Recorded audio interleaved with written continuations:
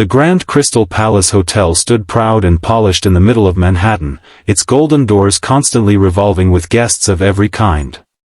But on this stormy autumn evening, a single guest entered whose presence stirred something different in the air, a woman in a white trench coat, her long black hair pinned neatly in a traditional Japanese bun, dragging behind her a sleek Louis Vuitton trunk. The doorman bowed, albeit out of instinct. She didn't speak. Not in English, at least. "May I help you, ma'am?" asked the concierge, Julian, straightening his tie, his smile professionally rehearsed. The woman returned a polite nod but uttered a phrase in soft Japanese that none of the staff could understand. Julian's smile faltered, shifting to awkward as he tried again.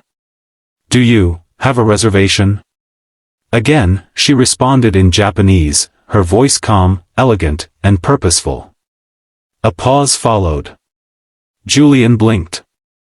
Let me get someone," he said, gesturing to a younger receptionist behind the counter.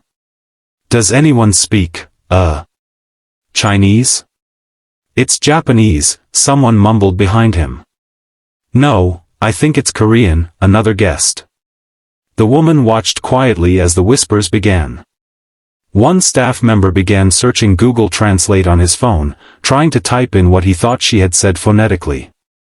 Another picked up the front desk phone, dialing the hotel manager. Behind the front desk, among the bellboys and housekeepers milling about for their evening shifts, stood a young black woman named Naomi. Her curly hair was tucked under a head wrap, and her maid uniform looked crisp despite her long shift. She paused, her hand mid-air with a stack of towels, and listened again to the woman's voice. Her eyes widened. She understood every word. But no one noticed her. The Japanese woman, whose name tag simply read Ms. Takahashi, began to look slightly uncomfortable as a manager, Mr. Renner, arrived.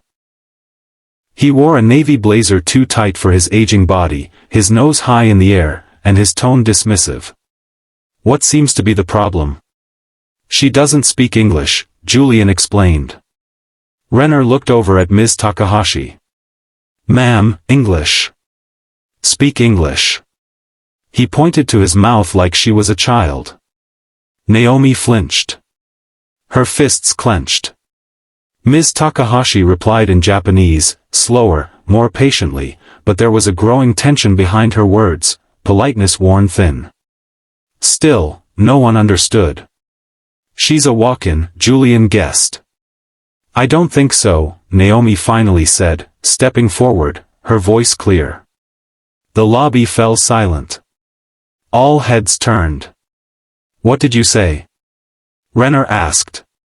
Naomi walked slowly to the front desk, locking eyes with Ms. Takahashi, who stared back with a flicker of recognition. She said she made a reservation 3 weeks ago and that her assistant was supposed to send her information ahead of time, but there must have been a mistake. She's also asking why no one here speaks Japanese at a 5-star hotel in Manhattan. Dead silence. "You speak Japanese?" Renner asked incredulously. Naomi nodded. "Fluently. Since when?" "Since I spent 4 years teaching English in Kyoto." Suddenly, the dynamic in the room shifted. Ms. Takahashi's expression broke into the faintest smile, relief mixed with admiration. She spoke again, and Naomi answered immediately, both women holding the room hostage with their unexpected connection.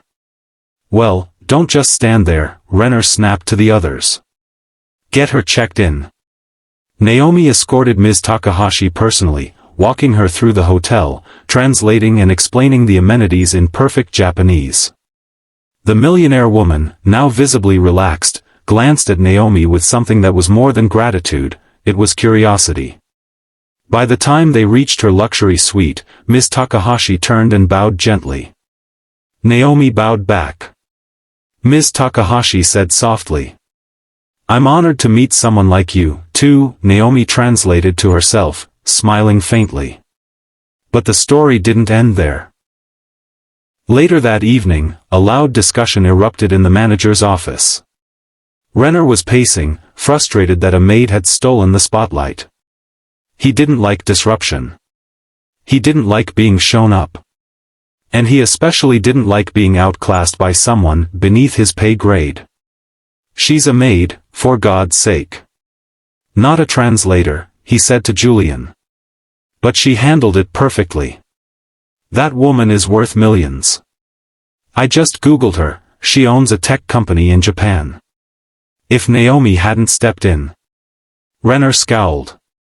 Meanwhile, Naomi sat alone in the employee break room, sipping tea and rereading a Japanese novel on her Kindle. She didn't do it for praise. She did it because someone needed help, and she just happened to understand. But what she didn't know was that Ms. Takahashi had requested her specifically for the rest of her stay. That by morning, word of her language skill would reach the hotel's corporate office. And that this seemingly insignificant moment would unravel a chain of events that would forever change her life.